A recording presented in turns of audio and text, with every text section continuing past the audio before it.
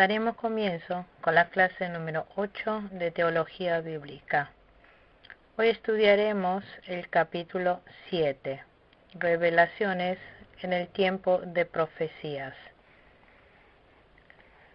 Punto 1. Examinaremos los rasgos especiales de las revelaciones del tiempo de las profecías. Este tiempo fue cuando se levantaron reyes de Israel.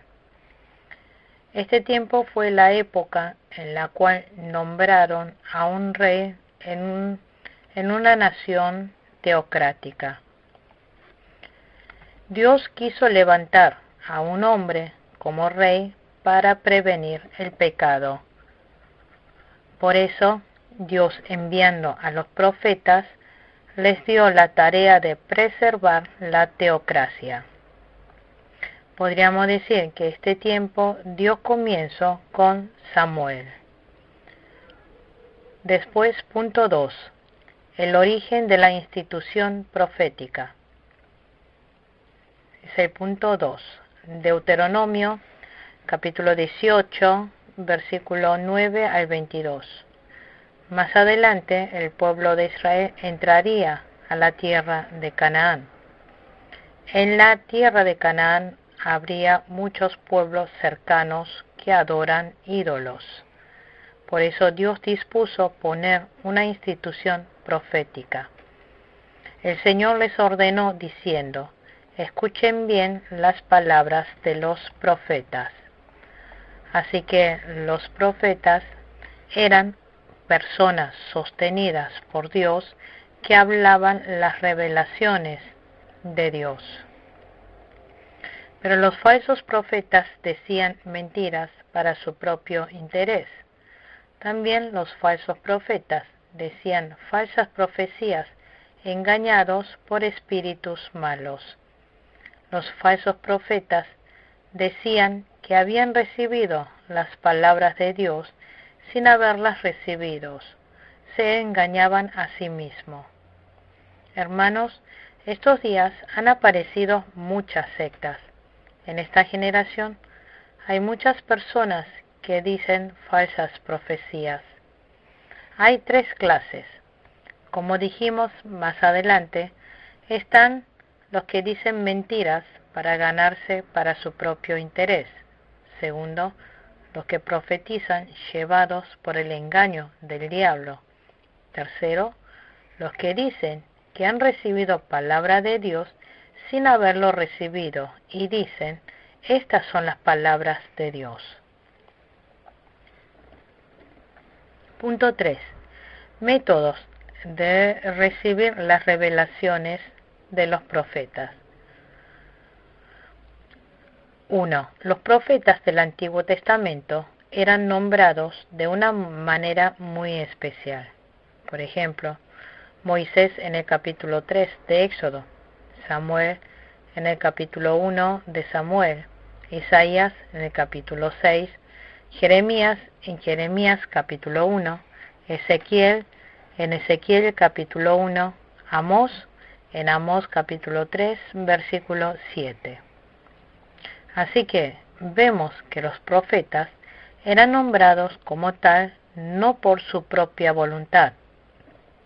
No fueron nombrados profetas voluntariamente. Dios los levantó como profetas. En cuanto a la manera de recibir profecías, punto 2, ellos no recibían las revelaciones inconscientemente. Las profecías las recibían, las palabras de Dios, con un discernimiento claro de su corazón. Éxodo capítulo 3, versículo 11, Número capítulo 12, versículo 8, Deuteronomio capítulo 18, versículo 18, Habacuc capítulo 2, versículo 1, Zacarías capítulo 1, versículo 9. Los profetas decían: Jehová dijo. Así ellos revelaron claramente la palabra de Dios. A veces, comunicando las palabras de Dios y hablaron en primera persona, poniendo a Dios. Los profetas solamente dieron testimonio únicamente de la palabra de Dios. Tercero, en cuanto a la manera de revelar, los profetas sabían con claridad el lugar y la hora donde recibieron las revelaciones. Isaías capítulo 16, versículo 13. Jeremías capítulo 26, versículo 1. Ezequiel capítulo 3, versículo 16. Luego, cuarto, los profetas podían diferenciar en forma precisa las palabras de Dios con sus propias imaginaciones. Número capítulo 16, versículo 28. Nehemías capítulo 5, versículo 8. Luego, quinto, los verdaderos profetas no anunciaban sus ideas o sus pensamientos. Ellos solamente anunciaron las palabras de Dios. Y ellos, cuando anunciaban las palabras, no lo hacían para uno mismo, sino para el bien del otro. Hasta aquí vimos las maneras que los profetas recibían las revelaciones. Ahora estudiaremos el capítulo 8, el Espíritu de Dios. La oración Espíritu de Dios no aparece mucho en el Antiguo Testamento. En el Antiguo Testamento tiene del mismo sentido Espíritu de Dios con Espíritu Santo del Nuevo Testamento. En el tiempo del Antiguo Testamento, el que guió al pueblo de Israel fue el Espíritu Santo del Nuevo Testamento. Hechos capítulo 7, versículo 51. El que ha dado la fe en el Nuevo Testamento también es el mismo que ha dado fe en el Antiguo Testamento. Segunda de Corintios capítulo 4, versículo 13. El mismo Espíritu Santo es el que ha declarado las normas de los sacrificios. Hebreos capítulo 9, versículo 8. También el mismo Espíritu Santo ha hablado por medio de todos los profetas. Mateo capítulo 22, versículo 43. Marcos capítulo 12, versículo 36. Hechos capítulo 1, versículo 16. Podemos dividir en tres grandes partes las obras del Espíritu Santo en el Antiguo Testamento. 1. Es la obra universal del Espíritu Santo. Se menciona la obra del Espíritu Santo en la creación. Génesis capítulo 1, versículo 2. El Espíritu de Dios se movía sobre la faz de las aguas. Allí, mover significa como una gallina tiene empollado los huevos. De esta manera significa que el Espíritu Santo ayudó a Cristo en la obra creadora. El Espíritu Santo es Dios que va más allá. El Espíritu Santo ha cumplido las palabras de Dios que está más allá. Luego, en el punto 2, hablaremos acerca de la obra del Espíritu Santo en la nación teocrática. Este Espíritu de Dios, el Espíritu Santo, obró para gobernar a la nación teocrática de Israel. 1. El Espíritu Santo ha descendido a los jueces. Jueces capítulo 3, versículo 10. Jueces capítulo 6, versículo 34.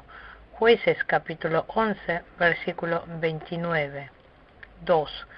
Ha descendido sobre Saúl y David. Primera de Samuel capítulo 11, versículo 6. Capítulo 16, versículo 13. Punto 3. También ha descendido sobre los técnicos que han elaborado el tabernáculo, sobre los obreros, Éxodo capítulo 18, versículo 3, capítulo 31, versículo 3, capítulo 35, versículo 31. Cuarto, ha descendido sobre los 70 ancianos. Número capítulo 11, versículo 17 y versículo 25. Quinto, el Espíritu Santo ha sido lleno en Josué. Deuteronomio capítulo 34, versículo 9. Sexto, los profetas recibieron por medio del Espíritu Santo don de profecía. Número capítulo 24, versículo 2. Primera de Samuel capítulo 10, versículo 6. Segunda de Crónica capítulo 15, versículo 1. Isaías capítulo 48, versículo 16. Miqueas capítulo 3, versículo 8. Punto 3. Obra personal del Espíritu Santo. El Espíritu Santo ha obrado en forma individual, renaciendo a cada uno, haciendo que crea en Jesús, el Hijo de Dios. El Espíritu Santo actúa en el corazón del hombre en forma espiritual y moral. Los profetas del Antiguo Testamento profetizaron que en el tiempo del Nuevo Testamento se levantarían obras abundantes del Espíritu Santo. Isaías capítulo 32, versículo 15. Isaías capítulo 40, versículo 29. Joel capítulo 2, versículo 28 al 30. Zacarías capítulo 12, versículo 10. Esta profecía se cumplió completamente en el tiempo del Nuevo Testamento. Juan el Bautista y Jesús dijeron al cumplimiento de esta profecía bautismo del Espíritu Santo. Juan el Bautista y Jesús lo dicen como bautismo del Espíritu Santo. Marcos capítulo 1, versículo 8. Juan capítulo 1, versículo 33. Hechos capítulo 1, versículo 5. El bautismo del Espíritu Santo se refiere a la obra universal del Espíritu que habría en el tiempo del Nuevo Testamento. El bautismo del Espíritu Santo se refiere a la presencia del Espíritu Santo en los fieles en el momento de creer en Jesús. 1 Corintios capítulo 12, versículo 3. Cuando nosotros creemos en Jesús, recibimos al Espíritu Santo. Cuando nosotros creemos en Jesús, el Espíritu Santo limpia todos nuestros pecados del corazón. El bautismo del Espíritu Santo lo recibimos de una sola vez en el momento de creer en Jesús. Luego viene la llenura del Espíritu Santo. Efesios capítulo 5, versículo 18. Recibimos al Espíritu Santo por creer en Jesús. Y después de creer, recibimos la llenura del Espíritu Santo. La llenura del Espíritu Santo no lo recibimos en una sola vez. Nosotros debemos recibir la llenura del Espíritu Santo continuamente. La llenura del Espíritu Santo se refiere que nosotros recibimos la guía y el gobierno del Espíritu Santo completamente todo el tiempo. Juan capítulo 16, versículo 13. El Espíritu Santo nos guía a la verdad. Por lo tanto, la llenura del Espíritu Santo se refiere a obediencia completa a la verdad. Es recibir la guía y el gobierno del Espíritu Santo al 100%. es obedecer completamente la palabra de Dios. Esto es llenura del Espíritu Santo. El bautismo del Espíritu Santo lo recibimos en una sola vez cuando creemos en Jesús. La llenura del Espíritu Santo lo tenemos que ir recibiendo continuamente después de creer en Jesús. Y a la llenura no debemos pensarlo como algo medible. Aquí tenemos un vaso con agua a medio lleno. También puede llenarse completamente. Pero nuestro Espíritu Santo no viene mitad y después un cuarto o después un tercio. El Espíritu Santo como Dios personal viene al 100%. Cuando nosotros creemos en Jesús, el Espíritu Santo entra completamente a nuestro ser.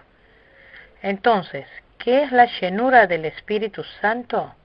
Es recibir completamente la guía y el gobierno del Espíritu Santo.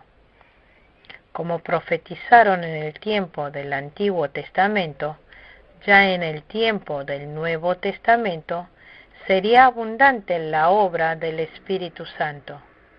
En Hechos capítulo 2, descendió el Espíritu Santo en el Pentecostés. Llegó el Espíritu Santo en el Pentecostés.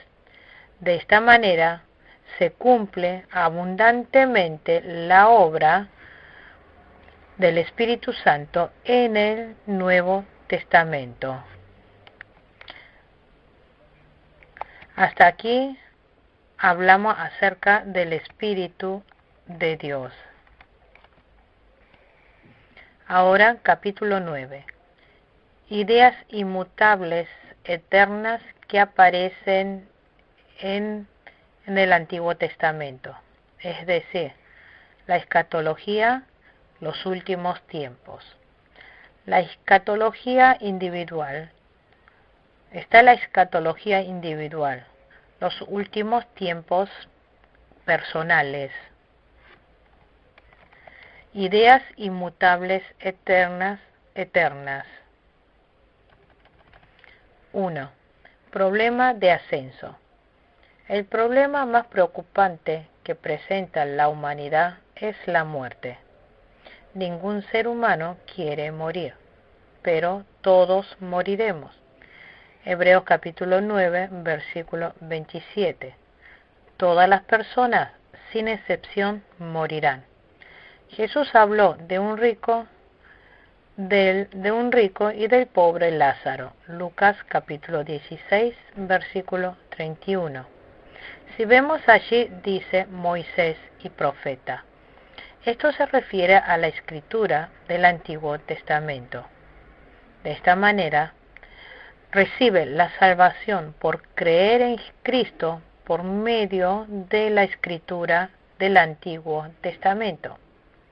Las escrituras del Antiguo Testamento presentan al Cristo que vendrá.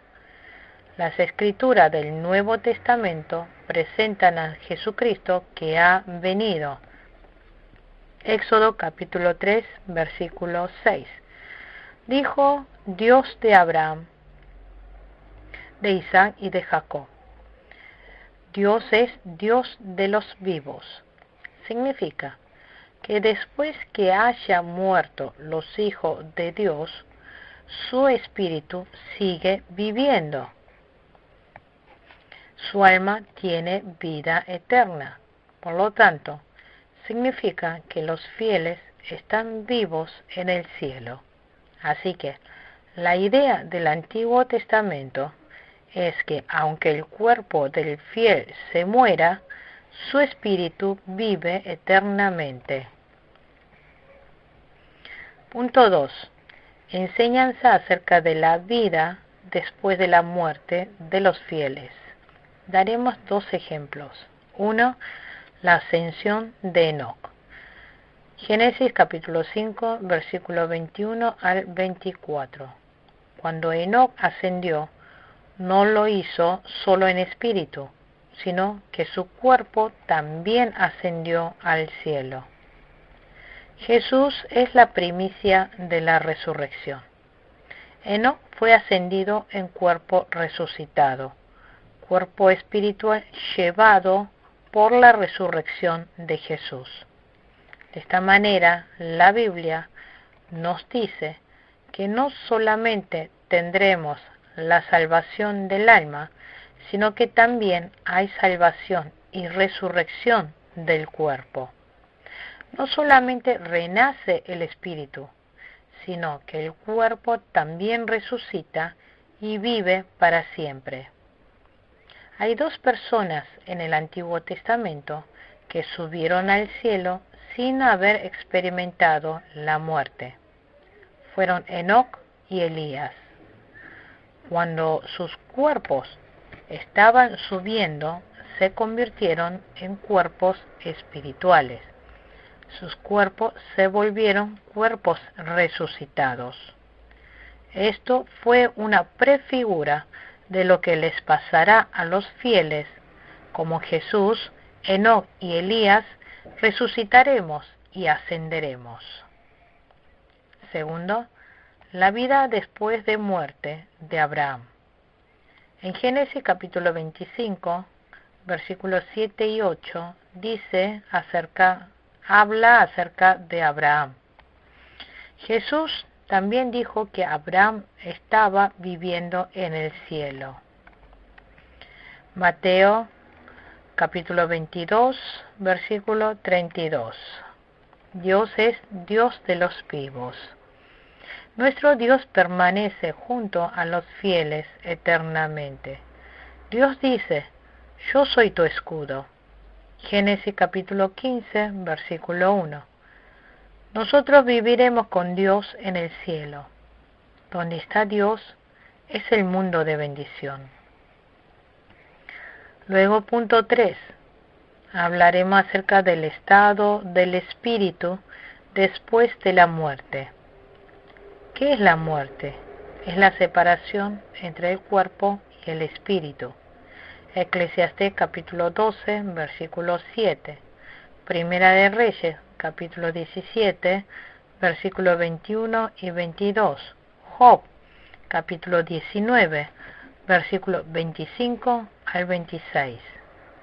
Las sectas, como los de la Iglesia Adventista y los Testigos de Jehová, dicen que si el hombre muere, también su espíritu duerme.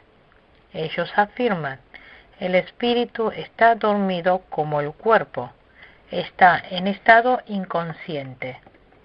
Esto es una opinión errónea. Si la persona se muere creyendo en Jesús, su espíritu ya entra al cielo. El cuerpo vuelve al polvo. El espíritu inmediatamente se va al reino de los cielos. Cuando Jesús estaba muriendo en la cruz, le dijo al ladrón que estaba a un lado, hoy tú estarás conmigo en el paraíso. Cuando la persona se muere, su espíritu entra inmediatamente al cielo.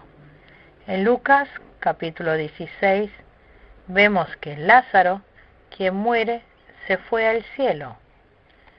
Si la persona no ha creído en Jesús, su cuerpo vuelve a la tierra y su espíritu se va inmediatamente al infierno.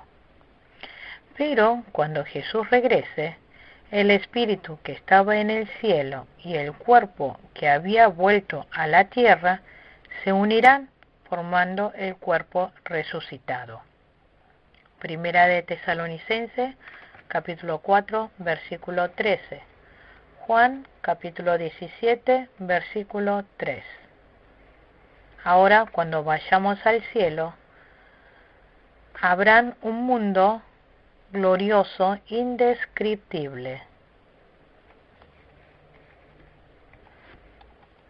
Esa hermosura celestial está descrita en Apocalipsis capítulo 21 y 22. A continuación estudiaremos acerca de la muerte y la vida después de la muerte. Punto 1. La muerte y Seol. Seol se refiere al abismo. Es el lugar donde uno va después de la muerte. También lo llaman la tumba, el infierno. Es el vientre del pez. Por lo tanto, Seol tiene varios significados. También puede señalar al lugar que un fiel creyente vaya o a un lugar que un incrédulo vaya. Por lo tanto, viendo a la luz del contexto bíblico, hay que ver si se refiere al Seol donde un creyente va o el Seol donde un incrédulo va. Este Seol, en el tiempo del Nuevo Testamento, se lo refería con la palabra Gehenna o Hades. Gehenna, Hades. Esta Gehenna y Hades se refiere al infierno. Con la muerte, la vida en esta tierra se termina. ¿De dónde vino esta muerte? Esto vino por causa del pecado. Pero el hombre no puede anular esta muerte. Segunda de Samuel, capítulo 14, versículo 14. El hombre viene del polvo y al polvo se vuelve. El cuerpo vuelve al polvo. Génesis, capítulo 3, versículo 19. Porque Adán pecó, como dijo, ciertamente morirá. Génesis, capítulo 2, versículo 17. Génesis capítulo 6, versículo 3. Por eso, nosotros debemos sufrir la muerte espiritual y la muerte física. Sin embargo, lo importante es que nuestro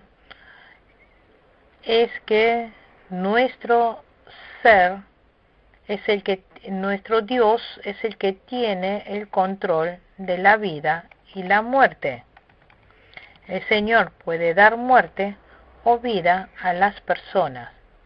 Puede mandar al infierno o llevarlo al cielo. Deuteronomio capítulo 30, versículos 16 y 20. Deuteronomio capítulo 32, versículo 39. Primera de Samuel capítulo 2, versículo 6. Segundo, hablaremos acerca de la resurrección del cuerpo y la esperanza de la vida eterna. Nosotros no terminamos en la muerte. Por creer en Jesús tenemos salvación. Salmos capítulo 17, versículo 15. Cuando despierte, estaré satisfecho con ver su cara. Isaías capítulo 26, versículo 19. Daniel 12, capítulo 2. Y muchos de los que duermen en el polvo de la tierra serán despertados. Génesis capítulo 2, versículo 7. Salmos capítulo 36, versículo 9. Dios es un Dios que da vida y puede quitar la vida. La vida está en Dios. Salmos capítulo 36, versículo 9. Job también lo dijo. Job capítulo 19, versículo 25. Yo sé que mi Redentor vive y al fin se levantará sobre el polvo. El pueblo de Israel, por el poder de Dios, al final, serían vencedores de la muerte. Isaías capítulo 25, versículo 8. Daniel capítulo 12, versículo 2. En el tiempo del Antiguo Testamento, los fieles no sabían de qué manera iban a resucitar, pero ellos creyeron ciertamente que Dios los iba a resucitar. Abraham sabía que si entregaba a Isaac, su hijo único, creyó que Dios lo iba a levantar de entre los muertos. Abraham también tuvo la fe de resurrección. Los fieles del Antiguo Testamento esperaron en la promesa de Dios, tuvieron la fe de la resurrección. Hebreos capítulo 11, versículo 35 dice, hay una mejor resurrección, una mejor resurrección. En el tiempo del Antiguo Testamento, los fieles, teniendo la esperanza de obtener una mejor resurrección, se enfrentaban con gozo a la muerte. Jesús resucitó al tercer día, después de haber muerto en la cruz, y promete que todos los fieles resucitarán cuando Jesús regrese de nuevo. En ese momento destruirá a la muerte para siempre, y el reino de Dios se perfeccionará. Los fieles vivirán en el cielo con Dios para siempre. Los fieles en el cielo darán la gloria y la adoración a Dios. Se relacionarán con Dios. Tendremos en Dios el reposo verdadero. Gozaremos de la vida eterna y la bendición de Dios en el cielo para siempre.